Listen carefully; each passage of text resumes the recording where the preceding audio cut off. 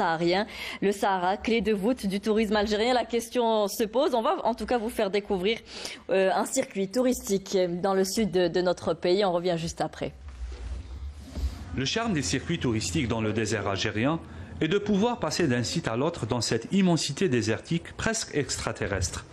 Seules les stations rupestres nous rappellent que l'homme a immortalisé son passage grâce à ses gravures et peintures. Ici, on a un site de Oued Nahar. Oued Nahar, ça veut dire, c'est les lions. Avant, les Touaregs, ils ont vu beaucoup de lions ici. C'est pour ça qu'ils ont appelé Oued Nahar, lieu des lions. Sillonner ces immenses étendues désertiques nous donne la sensation d'être seul au monde. Mais les rencontres entre les groupes de touristes sont fréquentes. Entre passionnés du désert ou initiés, le contact est facile. C'est la magie des lieux qui opère. J'ai déjà fait ce tour il y a 19 ans. Donc j'ai trouvé ça tellement beau que j'ai offert ce voyage à mon épouse pour ses 60 ans. Parce qu'elle rêvait de voir le désert. Et je sais que le désert algérien est un des plus beaux au monde, voire le plus beau. هذا العام اللي رانا فيه دوك 2018 بدا التحيه من الجيل باسكو علاه بداو يجونا من كل جهه بدينا نفتحوا لي سورس اللي كنا لي كونتاكت اللي كانوا عندنا زمان بداو يتصلوا بينا بداو يسقسوا علينا باسكو كي شافوا الناس تاع العاصمه يحبطوا لنا ونديروا لي سيركو هنايا هما ثاني عطاوهم شغلهم بون ايماج باش يعاودوا لالجيري مازال باش يعاودوا مازال جانت باش يديروا لي فواياج افونتير. Moi, je suis une passionnée déjà de nature, de grands espaces, donc j'ai pas mal voyagé. Et grâce à mon travail, j'ai rencontré une Algérienne donc, qui m'a parlé de son pays, du désert surtout, évidemment. Et comme moi, j'aime beaucoup les déserts, je me suis décidée pour Janet. Quand j'ai vu rien que la leaflette du voyage organisé, ça m'a vraiment donné envie. Et je pense que je reviendrai, quoi. صحيب واحد il a pas de l'habitude pour passer 7 jours ou 8 jours en bivouac. دونك مع الصبر مع الناس اللي مشاو معانا بالصبر لازم ترونسفيرتي لي ميساج بلي هذه هي البيفوك لازم تحس بلي راك مع الصحراء لازم تحس بلي راك مع ماليها مع لي تواريك مع دي زامي اي تو باش قنعوا بلي سي سا بليس دو سا لي سيت نتاعنا باش تشوفهم لازم كل ليله تبات في بلاصه باش تشوف لي بانتور ريبيسور دي غرافيور دي بيزاج لازم تفوت هذيك لي سيجور لازم. Pour moi, Janet, c'est une envoûtante. C'est une mystérieuse. Je suis là pour la découvrir et j'ai des projets. Alors il y a tellement de choses à dire d'un côté et paradoxalement il n'y a pas grand chose à dire parce qu'on est tellement ébahis qu'on ne trouve pas de mots justes pour décrire ce qu'on vit. En 3 mots, bien ça va être oui, époustouflant, majestueux. J'en ai pas de troisième. Voilà. Plus de 7 millions de touristes algériens vivant à l'étranger représentent aujourd'hui un potentiel important pour l'avenir du tourisme en Algérie. Découvrir le pays et vivre une sensation unique dans un Sahara qui s'étend sur des espaces vastes et variés. Oasis, dunes, gravures et peintures rupestres, traditions locales, vivre un partage avec les populations locales sont autant d'atouts attirant aujourd'hui des adeptes du dépaysement total partout dans le monde. Taman Rasset, Janet, Timimoun, Tarit, un tourisme de découverte, de détente, de spiritualité où l'on finit par se découvrir et vivre en paix avec soi-même.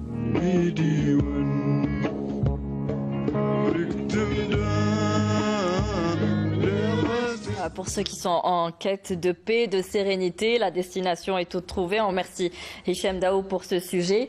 On accueille pour ce dernier plateau Madame Saliha Nasrbey, bonsoir. Vous êtes directrice de l'Office national du tourisme. Bonsoir. Merci d'avoir accepté notre invitation. C'est moi qui vous remercie. Et on a avec nous M. Khalil Moula, bonsoir. Vous êtes un gérant d'une agence de voyage, Nbougiou. Exactement. Le terme en lui-même est très significatif, donc il signifie bouger. Voilà, une start-up spécialisée dans les activités touristiques, aventurières et culturelles en Algérie. On essaie de promouvoir le tourisme en Algérie. On le voit à travers les réseaux sociaux, on va en parler. Alors on ne cessera jamais de le répéter. Notre Sahara est le plus grand désert au monde, le plus riche, le plus diversifié sur le plan de gisement touristique. On parle du Tassil Nadjer, de la Hagar, du Hogar, des oasis. nous avons une variété extraordinaire, beaucoup d'autres régions fascinantes, mais méconnues. Est-ce qu'aujourd'hui, on peut dire que le tourisme saharien est la clé de voûte du tourisme algérien, qu'il faut miser dessus? Oui. Oui, il faut le dire clairement. Avant de commencer, si vous permettez, nous saluons et nous apprécions à sa juste valeur la décision prise par les pouvoirs publics aujourd'hui. Donc, concernant la facilitation pour le visa, l'obtention du visa. Sur l'approbation des modalités d'octroi de visa pour les touristes étrangers qui désirent visiter le Sud, surtout le Sud, et bien sûr par l'intermédiaire d'agences de voyage agréées. Pourquoi on salue tout ça? Parce que c'est pour encadrer la profession, c'est pour garantir promouvoir le tourisme, parce que l'octroi des visas a été une des problématiques.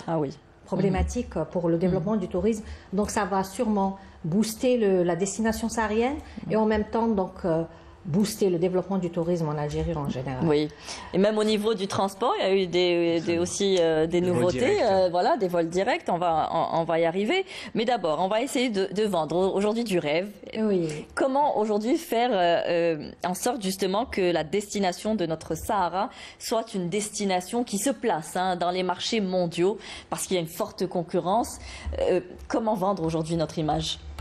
De toutes les façons, il y a beaucoup d'efforts qui ont été consentis. D'abord par notre département ministériel, et puis donc il y a eu la promotion du tourisme en général reste tributaire donc d'une synergie d'efforts de tous les acteurs, de tous les intervenants dans le fait touristique et surtout des professionnels. Donc voilà, on ne cesse jamais de faire la promotion, que ce soit la promotion institutionnelle ou peut-être la promotion directe ou indirecte, via les clients, via les réseaux sociaux, via nos jeunes aussi qui sont très très actifs dans ce créneau-là. Et puis, tout se construit petit à petit et maintenant nous sommes en train d'enregistrer quand même une reprise de l'activité touristique, le tourisme en Algérie commence à bouger. Post-Covid, donc au début de l'année, c'était timidement avec la 4e vague, etc. Mais par la suite, il y a eu une relance. Et puis, nous avons noté que cette année a été exceptionnelle, touristiquement parlant, que ce soit d'abord par la saison estivale, qui a été aussi pour celle du Sud, elle vient de débuter. Et pour celle du Sud, non, elle a quand même débuté. D'abord, il y a eu des prémices, il y a eu donc des préparatifs, à commencer par l'organisation du Salon international du tourisme, qui était à la veille donc du lancement de cette saison, et puis qui avait comme produit phare dans l'exposition le tourisme saharien, qui était présent. Il y avait un zoom sur le tourisme saharien parce qu'on préparait la saison, parce qu'on incitait les gens à découvrir donc ce Sahara fabuleux. Et puis par la suite, nous avons organisé des éductours. De très belles images qui illustrent justement ce que vous dites. Oui, c'est juste. Et nous avons organisé des éductours au profit d'agences de voyage, de journalistes étrangers. Il y a eu donc un feedback, il y a eu un impact. Par la suite, nous avons organisé un autre éductour pour le marché russe, où il y avait aussi une présence donc assez importante. On va voir les marchés que nous devons cibler, mais d'abord on va rester sur... Non, c'est-à-dire je suis en train de parler de ce qui a été fait pour arriver à ce fruit, à ce résultat. Nous avons noté donc...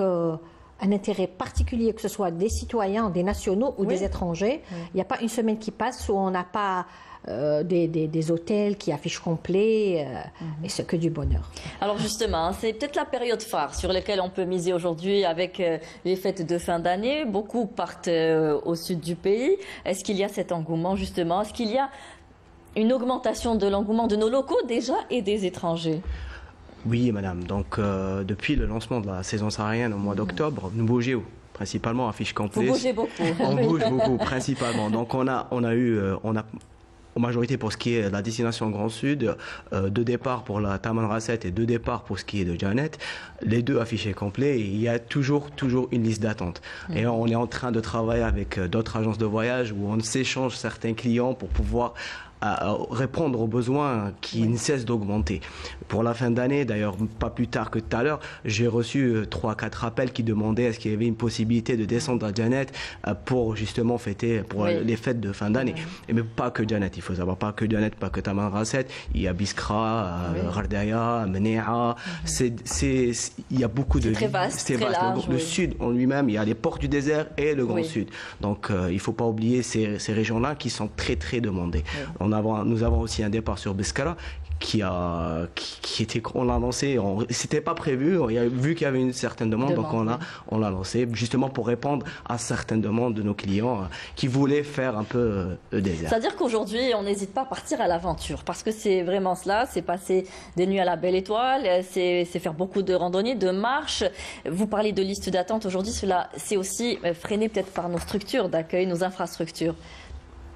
Est-ce que c'est cela qui freine un petit peu sincèrement, la pour ceux qui veulent faire le désert et le grand désert, c'est vraiment le tourisme d'aventure. Donc on ne cherche pas le luxe. On veut juste aller se reposer, changer, profiter des paysages et revenir. Beaucoup ont essayé, beaucoup ont aimé et c'est devenu, je dirais, une tradition.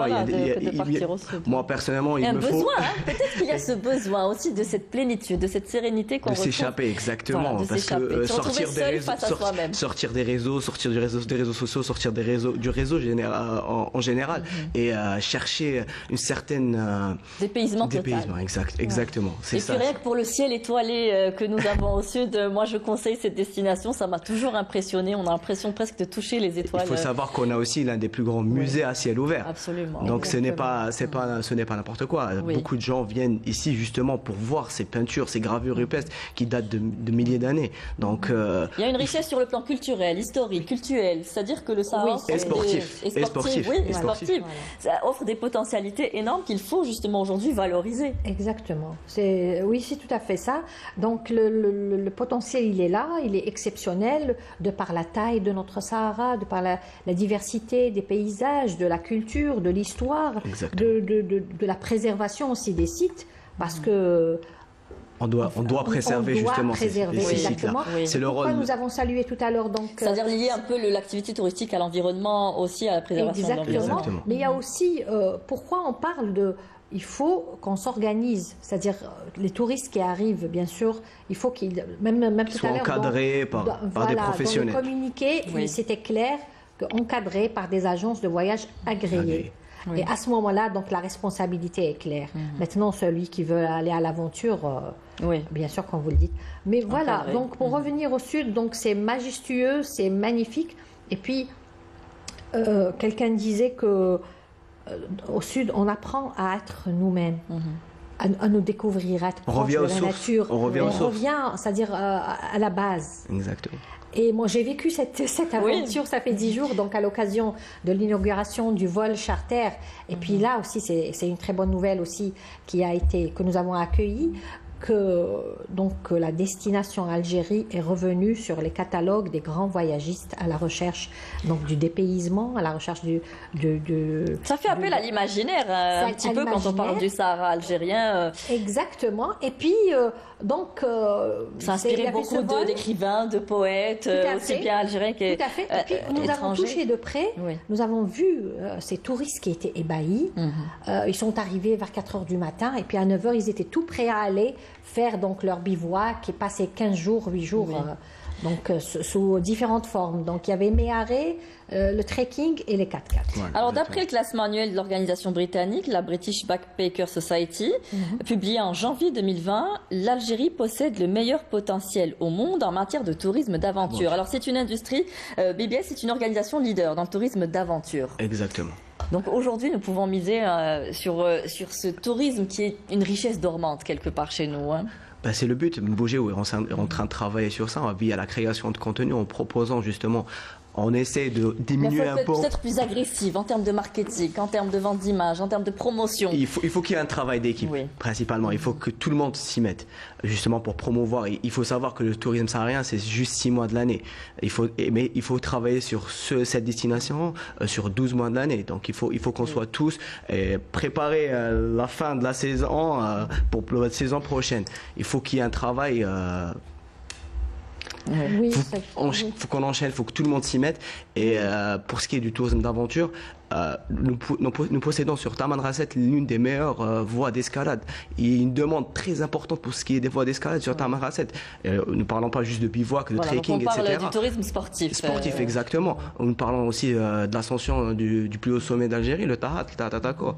Et nous avons à Djanet l'un des plus beaux paysages pour ce qui est du plateau du Tassili Hoga, avec des peintures et gravures rupestres uniques dans le Grand Dieu, donc qui est très connu. Et le lever du soleil qui est aussi exceptionnel. Exactement. Moi, personnellement, je préfère le lever du soleil et il est juste unique là-bas. Exactement. Voilà, donc c'est pour ceux qui veulent vraiment l'aventure, le Grand Sud, c'est la destination à choisir. Alors justement, on parlait de ces mesures de facilitation qui ont été annoncées aujourd'hui par les pouvoirs publics. C'est important. Aujourd'hui, le visa bloqué peut-être beaucoup de touristes pour venir chez nous en Algérie. Aujourd'hui, on parle de facilitation. Ça passera via les agences de voyage qui devront transmettre donc des listes au niveau du ministère du Tourisme. Ça va aider un petit peu à booster aussi, et puis aussi à travers le vol direct qu'il y a eu Paris-Djanet. Nous, principalement, en tant qu'agence de voyage, nous avons eu un seul problème avec une demande de visa, mais ça a été, on va dire, un problème entre nous et la cliente. Mais la direction du tourisme d'Alger nous a vraiment facilité via les demandes. On devait juste écrire un petit tableau avec les noms, prénoms, passeports, etc. Et on envoyait tout ça à la direction du tourisme qui elle-même transmettait ça au ministère des Affaires étrangères, qui allait transmettre ça à l'ambassade. Prenait trop de temps. Mais maintenant, c'est vraiment simplifié. On a vraiment accueilli cette information avec... comment dire, avec bravo, je ne sais pas comment expliquer ça. Ça concerne bien sûr les étrangers pour ceux qui veulent visiter le Grand Sud, principalement le Grand Sud. Voilà. Principalement le Grand Sud aujourd'hui. Ça a aidé justement un peu à attirer plus de monde vers notre pays, vers le sud algérien. Oui, c'est clair, parce que c'était ça la problématique. Moi, ça va aider, c'est effectif à partir d'aujourd'hui. À partir d'aujourd'hui, de toutes les façons, il y a eu quand même des facilitations, il faut pas, donc il faut le dire, il y a eu des facilitations pour pouvoir donc déclencher ce vol direct, ce vol charter qui est hebdomadaire, faut-il le rappeler, et jusqu'à la fin mars. Donc c'est aussi pourquoi je revenais juste parce que comment dirais-je, c'est-à-dire on récolte donc les fruits. Parce qu'il y a une convention qui a été signée, on a vu donc la concrétisation de cette convention qui a été signée entre l'ONAT, notre tour opérateur public, et Point Afrique, qui est un grand voyagiste français, et puis Air Algérie.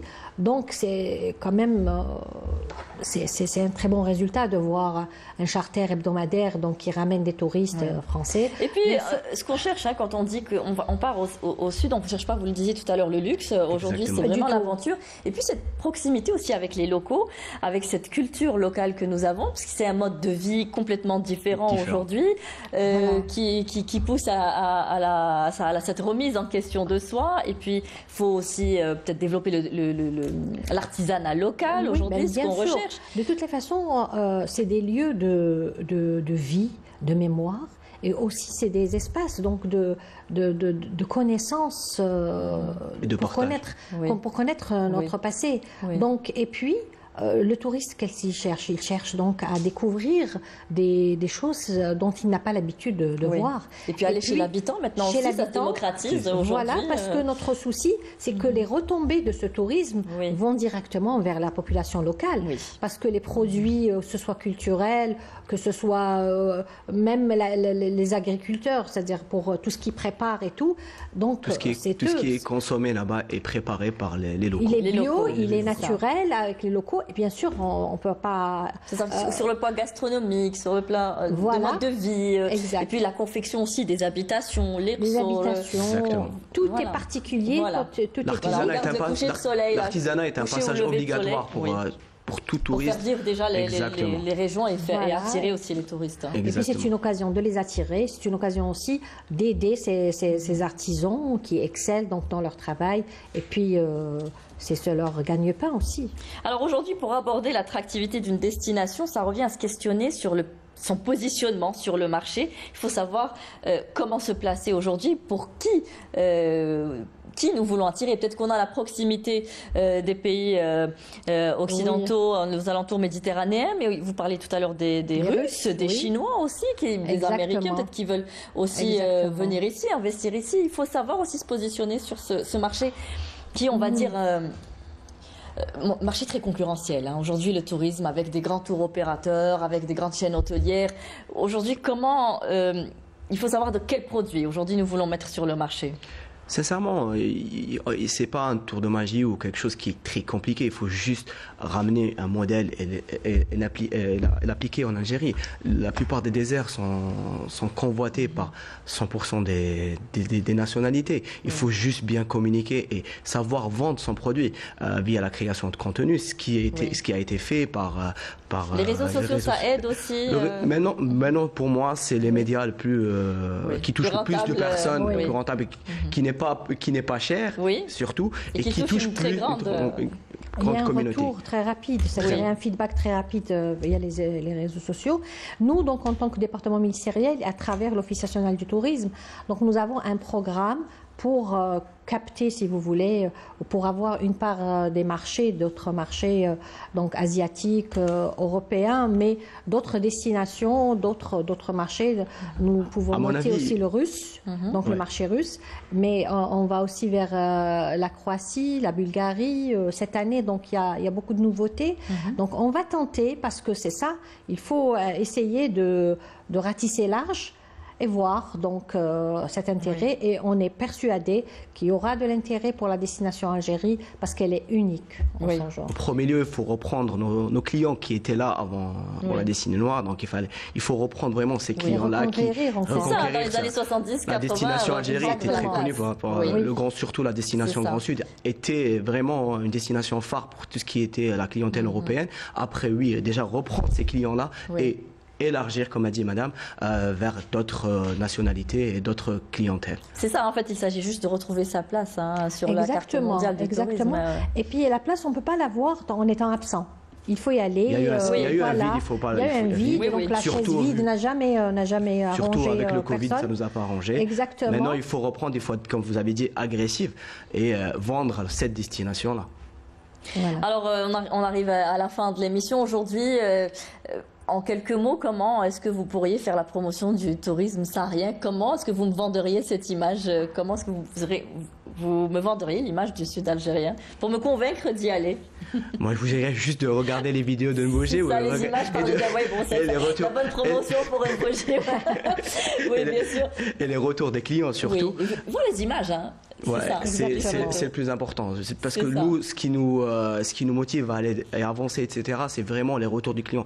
On ne dit pas que 100% des circuits étaient parfaits, mais on apprend, chaque circuit nous apprend encore plus à se développer, à devenir, à nous améliorer, à appréhender les attentes des Exactement, il faut savoir que les clients changent de maintenant. On découvre beaucoup plus de nouveaux clients qui sont peut-être, qui ne connaissent pas l'aventure, qui ne connaissent pas la destination Grand Sud, qui découvrent la destination Grand Sud.